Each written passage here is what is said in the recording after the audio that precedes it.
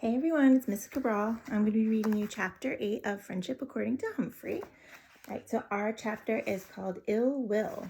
It says, I returned to school with a great sense of accomplishment, but once I remembered where Og had spent the last 2 days, it was hard to concentrate on geography or math. I couldn't help imagining all the fun Og must have had with the Brisbanes. I glanced over at my neighbor in his glass tank. With that horrible grin on his face, he looked like a jack-o'-lantern. Scary. It was very, very, very cold outside, which meant that the heat inside was turned way, way up. Phew! That must be fine for a cold-blooded amphibian, but I was wishing I could take off my fur coat. Then the warm air woke up the crickets who started singing, and there was a squeak, squeak, squeak that was not coming from me, but from Seth as he wiggled in his chair. It sounded like jingle bells. Squeak, squeak, squeak. Squeak, squeak, squeak, squeak, squeak, squeak, squeak, squeak. The squeaking made Gail giggle noisily, which made Mrs. Brisbane loudly shush her. I was looking forward to some peace and quiet during recess, knowing Og wouldn't want to chat. But when the time came, Mrs. Brisbane announced that the class would stay inside. She brought out all kinds of interesting things to play with. I must admit, I wish I could get out of my cage and play along with the rest of the class. Art and Richie built a tall tower out of tiny bricks, while Kurt and Seth worked on a jigsaw puzzle. AJ and Garth played a game where you slapped down cards. Heidi and Gail played another kind of game, moving little plastic men around a board. Mandy, Saya, and Miranda came over to ask Tabitha to play with them. She didn't even look up. She just shook her head. I don't know why we even try to be friends with her, Mandy whispered to the other girls. Saya just sighed sadly. I knew how she felt. Og, can you hear me? I squeaked. I have something to ask you. I figured even though I couldn't understand him, maybe he could understand me. See how much fun it is to play with your friends? I asked. It probably sounded like squeak, squeak, squeak, but he could have at least responded with a boing. I decided to squeak up louder this time. I couldn't even hear myself because of all the yelling. Yelling? I looked around to see who was making all that noise. It wasn't Lower Your Voice, AJ, or Repeat It, Please, Richie. It was Gail. She had stopped giggling and started shouting. The person she was shouting at was her best friend, Heidi. You cheated. I saw you, she yelled. I didn't, Heidi said. I wouldn't cheat. You must have. You always win. I'm never playing with you again, cheater, Gail shouted. Mrs. Brisbane quickly moved toward them. Girls, please. I didn't cheat, insisted Heidi. I'm not a cheater. Gail put her fingers in her ears. Did too. Cheater, cheater, cheater. Everyone else in the class stopped playing and stared at the two girls. Mrs. Brisbane was right between them now. Girls, please calm down and be quiet. Heidi and Gail were quiet, but they glared at each other angrily. Tell me what happened, Gail. Calmly. Gail wiped away some tears. She was supposed to move her man 5 spaces, and she moved it 6 spaces. That gave her a bonus jump, and she won. She cheated. Did not, Heidi shouted. I only went 5. The teacher held up both hands. Stop. I want you two to cool off before we talk about it. You're such good friends. Let's work this out. She's not my friend anymore, said Gail. She was crying harder. Thank goodness, Heidi shot back, because I can't stand you, crybaby. Cheater. Mrs. Brisbane shook her head. Heidi, you go over there by Humphrey and Og, she said firmly. Gail, you go sit at my desk. Try and settle down. The girls did as they were told. I think they were glad to get away from each other. Soon, Heidi was leaning up against the table where Og and I have our homes. Crybaby, she whispered so softly that only we could hear her. It was hard for me to believe that Heidi would cheat her best friend. It was hard for me to believe that Gail would lie about Heidi. I thought friends always got along, no matter what. First, all she does is giggle. Now all she does is cry, Heidi muttered. At Mrs. Brisbane's desk, Gail glared over at Heidi and wiped away a few more tears. When recess was almost over, Mrs. Brisbane took the two girls out into the hallway to discuss the argument. They came back in and quietly returned to their seats. But as soon as Mrs. Brisbane turned her back, I saw them stick their tongues out at each other. Maybe friendship wasn't all it was cracked up to be. It was snowing by afternoon recess, so Mrs. Brisbane divided the class into 4 teams. Each team had questions to answer. They had to decide as a group what the answer should be. Mrs. Brisbane kept score. She wisely put Heidi and Gail on different teams so they couldn't argue or make faces. Both their teams lost. The winning team had Miranda, Kirk, Seth, and Tabitha on it. And to my surprise, the reason they won was Tabitha.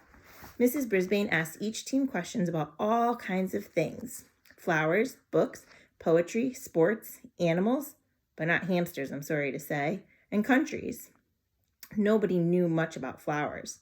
Everybody knew a lot about animals. Saya was the best at answering questions about countries. Would you believe there's a country with a capital called Tegucigalpa? I had to write that one down. But Tabitha was the best at answering questions about sports. She knew soccer teams, volleyball rules, and golf champions. The boys all seemed amazed. As the quiz went on, there seemed to be more and more questions about sports. Maybe that was an accident, but when Mrs. Brisbane is involved, things don't usually happen by chance. By the end of the recess period, Tabitha's team had scored 40 points. They would have scored even higher if Kirk hadn't said that the Gettysburg Address was the number on the Gettysburg family home. Even I know it was a speech written by a very famous president. He got a laugh and lost 2 points, but it didn't matter. The next closest team only had 28 points. "We won!" yelled Seth, the team captain. "Way to go!" He high-fived Tabitha, Miranda, and Kirk. "3 cheers for Tabitha," said Miranda. "Hip, hip, hooray! Hip, hip, hooray! Hip, hip, hooray!" I squeaked, jumping up and down for joy. Nobody called her a baby. Even Tabitha looked happy. Unfortunately, Heidi and Gail didn't seem cheered up at all. In fact, while all the attention was focused on Tabitha, I saw Gail mouth "cheater" to Heidi. Heidi stuck her tongue out at Gail. It was enough to make a grown hamster cry. A less sensible hamster than me, of course. Og, you may not understand me, but if you could, you'd want Heidi and Gail to be friends again, right? I asked my neighbor once everyone had gone home for the day. I didn't expect him to understand me. I was just thinking out loud. I was amazed to get an answer. Boing! Og jumped straight up and down, over and over again. I didn't know if he had sat on a tack or eaten something that didn't agree with him. "Og, are you all right?" "Boing, boing," he said. "Boing." I jumped up and looked over at him. I was pretty sure he was agreeing with me. "So what are we going to do?" I asked him. "How can we help them?" As abruptly as he began, Og stopped bouncing and boinging and sat as still as a rock, as usual. I was discouraged and puzzled too. Either he didn't have any ideas or he'd given up on trying to get me to understand him. I felt we both had failed. Finally, I spoke again. "They sure were good friends." Og stayed silent for the rest of the night. Hours later, when Aldo arrived, I was trying to figure out what the Google eyes had been trying to tell me. This was a most peculiar frog. "Good evening, gentlemen. Mind if I join the party?" said Aldo as he flicked on the lights and rolled his cleaning cart into room 26. "Without you, there is no party," I told him. "Speaking of parties, Richie is having a big party for his birthday soon." "Repeat it, please." Richie Rinaldi happened to be Aldo's nephew. "It's going to be a very big deal." Since I had never been to one, any birthday sounded special to me. "They're having entertainment, like a show or something." "Hey, you guys want to see my latest trick?" asked Aldo, grabbing his broom. The custodian had already proved his talents to me by balancing his broom on the tip of one finger for a long time. Once he balanced it on top of his head. This time, he threw his head back and balanced the tip end of the broom on his chin for an equally long period of time. When the broom finally wobbled too far, Aldo caught it and took a deep bow. "Bravo, Aldo!" I squeaked as loudly as I could. "Thank you, Humph." He glanced at Og. "What's the matter, Froggy? You don't like tricks?" "It's not you," I said softly. "It's him." Aldo grabbed his lunch and pulled a chair close to my cage. It's just a silly trick. I'm not good at anything useful." "Not true," I argued. Aldo took a sandwich out of his bag and began chewing on it. "No, Humph, I've been thinking about it a lot because of this." He pulled a piece of paper out of his pocket. "This is the application for City College.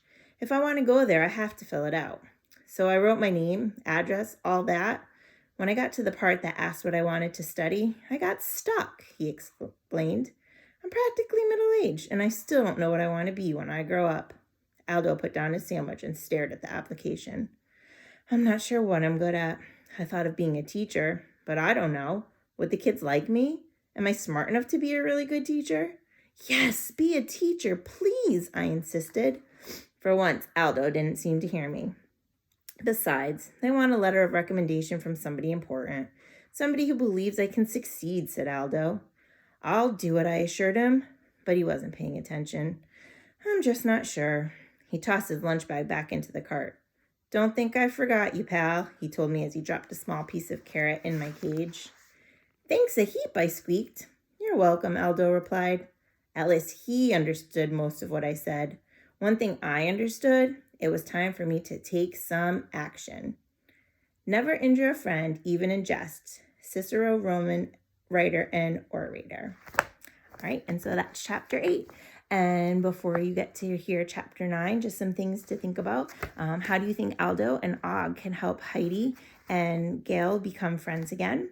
And what do you think would make a good teacher? Maybe Aldo would be a really good teacher. And so what do you think would make someone else a really good teacher? Talk to you guys soon. Bye.